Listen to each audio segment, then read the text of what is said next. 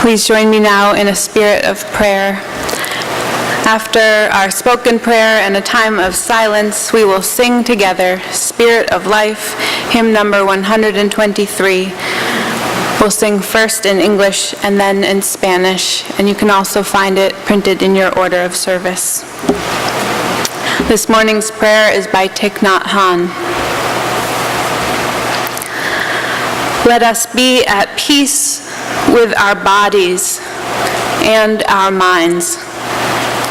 Let us return to ourselves and become holy ourselves.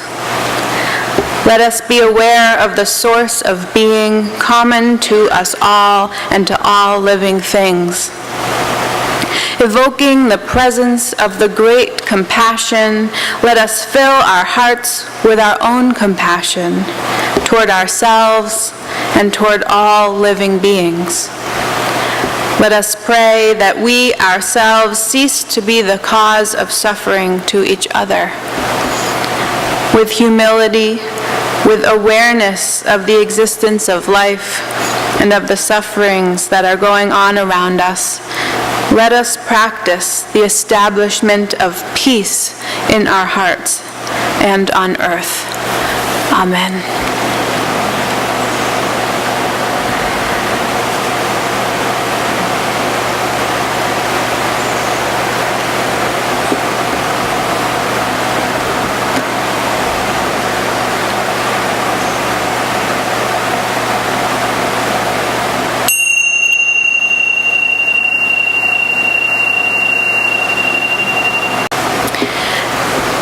This morning's reading is a responsive reading, which means that I will need your help.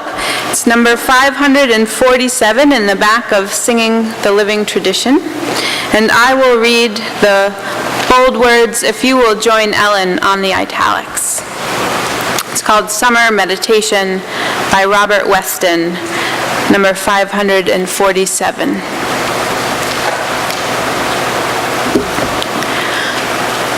Now blows the wind with soft, relaxing warmth. The sun beats down, the schools are out. Children swarm in the playgrounds and the streets, and eager city folk, vacation-bound, crowd the broad highways. The lakes and seashores lose their solitude, and all the world seems turned to carnival. Now you know why I chose this one. What of ourselves? There could be now deep peace, a time for soul searching. We might turn to examine our own lives, to sort and probe our tendencies of thought. To sift the true from false in the things of doubt. The beautiful from ugliness unmarked. The sun beats down. It is time for pause. Even the trees seem resting for a time, as if to meditate and gather strength for the more strenuous times that lie ahead. And shall not we? Here's the unfinished clay, half molded, that still waits on us. To think that we have been, and as we are, still yet have to become.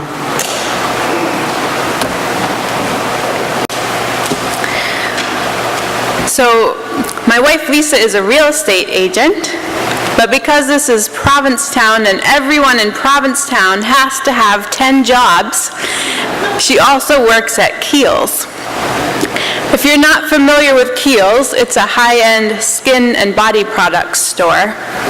Among the other things that she's learned there is that the most important skin product that you can ever use is sunscreen.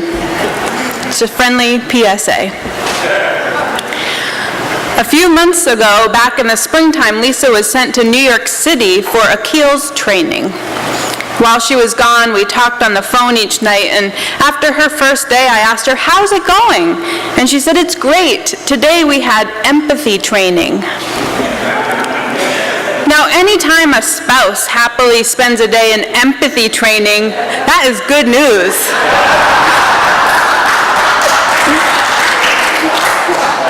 But I found myself saying, empathy training? To sell face cream? But empathy is big business these days. Corporations, creative startups, businesses of all kinds are finally catching up to what marriage counselors have been saying for years. It's important to listen. It's important to put yourself in the other person's shoes. It's important to ask questions that will help you understand another person's life. And if you do it well, it can help your marriage and your friendships and your family life, and it might even make you some money. And why is that? Why are there articles popping up in all the major business magazines entitled "The Economics of Empathy"? Well, I know of at least 4 reasons. The first is technology. Have you been to the grocery store this week? I don't recommend it. It's a mob scene. But if you did, what line did you get in? The self-checkout or the one with a person? The other day I went to the new Eastham Library. That is gorgeous. If you haven't been, you must go. But when I went up to the librarian to check out my book, she pointed to a self-checkout computer at the library. It seems that every job that can be automated is or will be in the not-too-distant future. But there's something that computers can't do: empathize. They can't laugh with you as they bag your groceries and make a joke that your teenage sons are eating you out of house and home. They can't look at your pile of books on grief and ask if you've lost someone close to you. So while computers are quickly taking over all the jobs they can, businesses and organizations are shifting their focus to the jobs and interpersonal skills that machines and software will never replace. A study published in a 2015 issue of the Harvard Business Review reports that since the 1980s, occupations enjoying the highest job and wage growth are social skill-intensive jobs. Social or soft skills have become critical differentiators in the job market. Another reason businesses are interested in cultivating empathy is that leaders who are empathetic are better bosses, and their employees are more loyal and hardworking. Being an empathetic leader is not about being lenient or avoiding confrontation, though. Empathetic leaders can have very high standards, but it's the ability to manage performance from a place of understanding and respect, rather than one of authority and power. When leaders show they care, employees feel an obligation to reciprocate. They put forth greater effort and provide higher levels of service. This leads to higher customer satisfaction, increased sales, and greater profit. Empathy is also good business because it's a value that we respect. And when we see companies showing compassion for their customers, we want to support that company. Consider, for example, Airbnb's disaster response service, which enables hosts to offer free or discounted rooms during emergencies like Hurricane Sandy. For the company's part, they waive all of their service fees. Airbnb is among a handful of companies that have already demonstrated that there is much to be gained financially by embracing empathy as a core value. And my last reason that empathy is good for business is product design. Todd Hirsch remembers trying to teach his mother how to use her first cell phone. "Hold down the little red button," he told her. "But that button says end," she said. "I want to turn this thing on, not turn it off." She had a good point. But the way the phone was designed, that was how you turned it on. Hold down a button labeled end. For the engineer who designed the keyboard, it made sense. For Todd's mom, it was just madness. The world is full of such products, he says, wonderfully engineered but poorly designed, with no eye for how the average person might use it. This highlights a certain quality that isn't taught in business schools, but can make a huge difference for companies developing new products. Empathy. I'm thinking about those jitterbug phones now for older users. They have huge buttons that are easy to read, and they are totally user-friendly. Empathy is the ability to see the world through someone else's eyes. It's far more than just being a nice person. If properly developed, Hirsch writes, empathy can give you and your company a distinct advantage.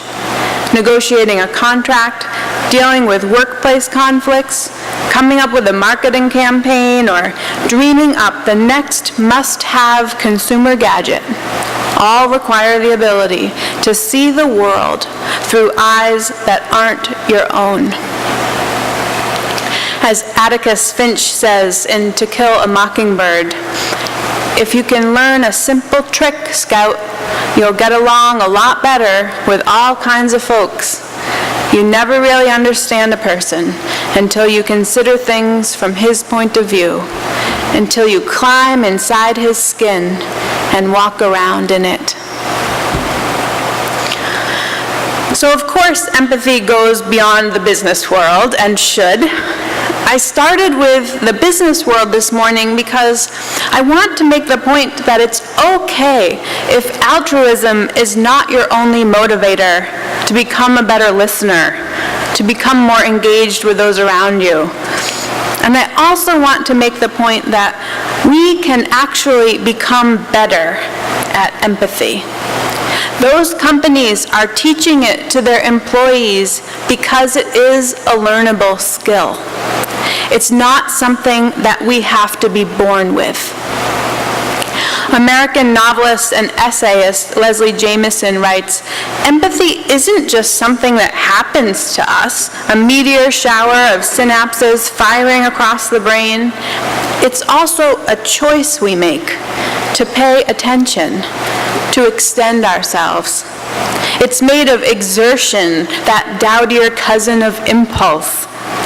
Sometimes we care for another because we know we should, or because it's asked for.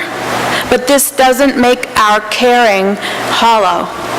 The act of choosing simply means we've committed ourselves to a set of behaviors greater than the sum of our individual inclinations.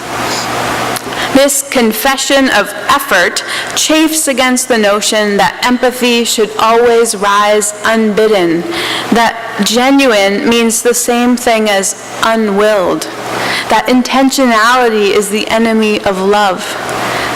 But I believe in intention, Jamison says, and I believe in work. I believe in waking up in the middle of the night and packing our bags and leaving our worst selves for our better ones.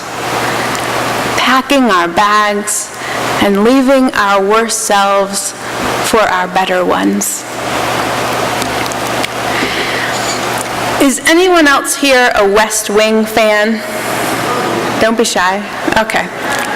I'm watching it now for the 4th time because it frames politics in a way that actually instills me with confidence in the system rather than dread. In one episode, Toby Ziegler, White House communications director, is called to the National Mall, the land between the Lincoln Memorial and the U.S. Capitol, because his business card is found in the coat of a homeless man who has died of exposure from extreme cold. The explanation turns out to be simple. Toby had given his coat to Goodwill. But the experience affects Toby deeply. From a tattoo he had seen on the man's arm, he knew the man to be a veteran. Back in his office, he calls Veterans Affairs with hope of figuring out the man's story, or at least finding his next of kin. There's no luck. Mandy, the White House media consultant, walks into Toby's office while he is on another long hold. "What's going on?" she asks. "A homeless Korean War veteran died from exposure last night on the mall. I don't know if his family's been contacted. I don't know what kind of burial." He trails off, clearly frustrated. "How do you know him?" Mandy asks. "I don't," Toby says. "Then what does it matter?" she says. Then what does it matter? Why should we do the work of empathy if it is going to be work? Why should we risk opening ourselves to what others might be thinking or feeling? Why should we open ourselves to more grief when we have so much of our own? In one of his Sabbath moment reflections, Terry Hirsch reflects on the same episode of The West Wing, saying, "When the world feels small and dark and frightful, it's not surprising that we choose to protect our hearts. We do not easily give it away. This happens when we live from the notion that we carry only so much emotional capital. You know, that precious commodity which allows us to pay attention, to focus, to contribute, to care, to forgive, to set free. So it goes without saying that conservation is called for, and it becomes our default. There's no need to spend empathy on just anybody. We need to pick and choose. But sometimes," he writes, "sometimes we need an experience like Toby to rock our world, or to invite us to hit the reset button, you know, back to what makes us human." Empathy is what makes us human. It's what separates us from the self-checkout machine at Stop and Shop. So maybe empathy is not our default setting. Let's just embrace that idea for a minute and put aside any spiritual guilt that we might feel about that. Sometimes it takes a powerful experience to jolt us out of our protective bubbles. And sometimes, like Leslie Jameson writes, it takes a little exertion, that dowdier cousin of impulse. I love her word choices. So I want to invite you to roll up your sleeves and do a little work with me this morning. I want to lead you in an empathy exercise that the Unitarian Universalist Association has published for one of their youth training programs. This is going to take a few minutes, so I invite you to get comfortable in your pew and settle into a stillness that will hold you through this exercise. You can close your eyes if you are comfortable doing that. Take several deep breaths, in through the nose, out through the mouth. Concentrate on your breathing. Visualize the air you take in flowing through your entire body. What does it feel like? Does it make you warm? Do you feel filled with renewed strength? Now, visualize someone you love and who loves you. See their face, their body. See how they react when you are together.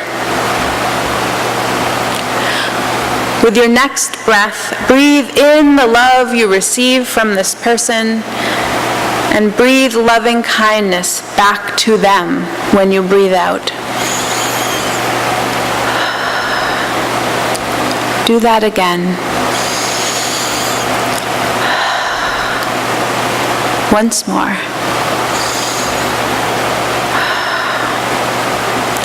Breathe in loving kindness for your loved one, and this time, hold it within you. Let it flow throughout your body and help you feel warm and strong. Keep breathing, and let the image of your loved one fade away. See instead someone with whom you have a difficult time empathizing. Maybe it's a rival from your sports team or your workplace. It might be someone you fought with recently. It could be a person who is not empathetic themselves, a bully or someone who has a hard time forgiving others. Once you visualize that person, look at them closely. Ask yourself what you have in common with this person. They have a body just like you. They have feelings like you. They experience joy, love, and pain like you. They want to be loved. They want to be understood. Gather from your body the loving kindness that you received from your loved one and breathe it out. Let your loving kindness surround this person as you try to understand their actions and their needs. Pause. Then let the image go. Bring your concentration back to your breathing. Take a few more deep breaths in through the nose, out through the mouth, and open your eyes and come back to this room.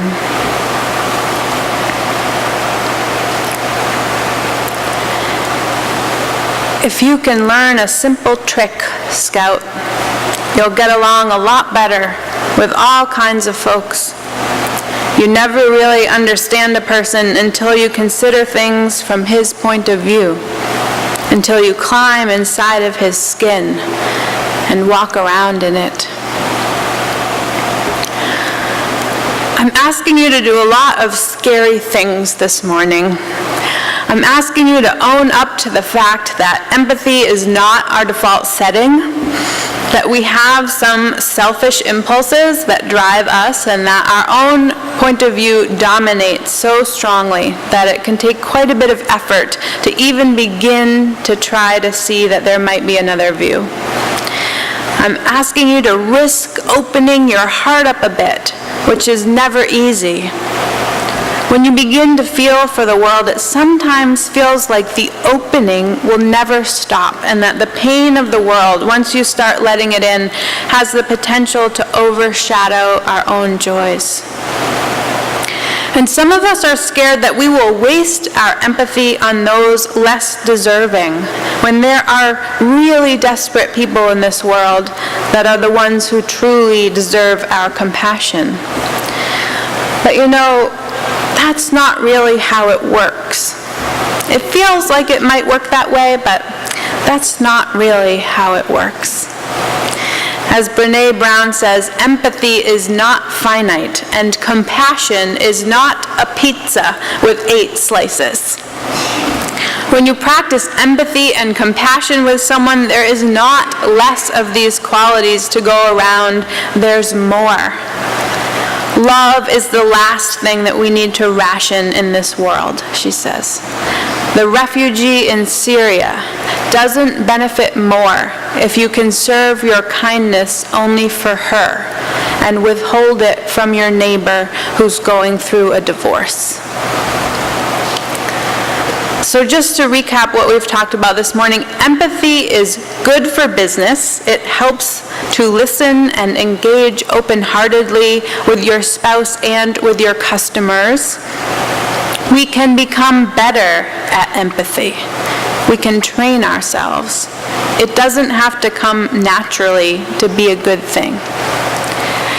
It's okay to work on building empathy even if our motives are not completely altruistic. Or if our motive is just to make ourselves a better person, that's fine. That's good. And empathy is not a pizza pie. When you practice empathy, there is not less available. There is actually more. And I want to end by telling you one last story about empathy that I was touched by this week. It's a true story from the 1976 Special Olympics in Seattle, Washington. That year, 9 contestants lined up at the starting line for the 100-yard dash. At the sound of the starting gun, they all started off in their own way, making their best effort to run down the track toward the finish line. That is, except for the one young boy who stumbled soon after the start, tumbled to the ground, and began to cry. 2 of the other racers, hearing the cries of the boy who fell, slowed down and looked back at him. And then, without hesitation, they turned around and began running in the other direction, toward the injured contestant. While the other racers struggled to make it to the finish line, the 2 who had turned around reached for the boy and helped him to his feet. All 3 of them then linked arms, and together they walked to the finish line. By the time the trio reached the end, everyone in the stands was standing and cheering, some with tears rushing down their faces. Even though by turning back and helping the boy who fell, they had lost their own chance to win the race, they were all smiling because they knew they had done the right thing. The Special Olympics oath is, "Let me win, but if I cannot win, let me be brave in the attempt." Maybe that's something that we can aspire to as an oath. Let me try to understand the lives of those I encounter today. But if I cannot, let me be brave in the attempt. May it be so. Amen, and blessed be. Please join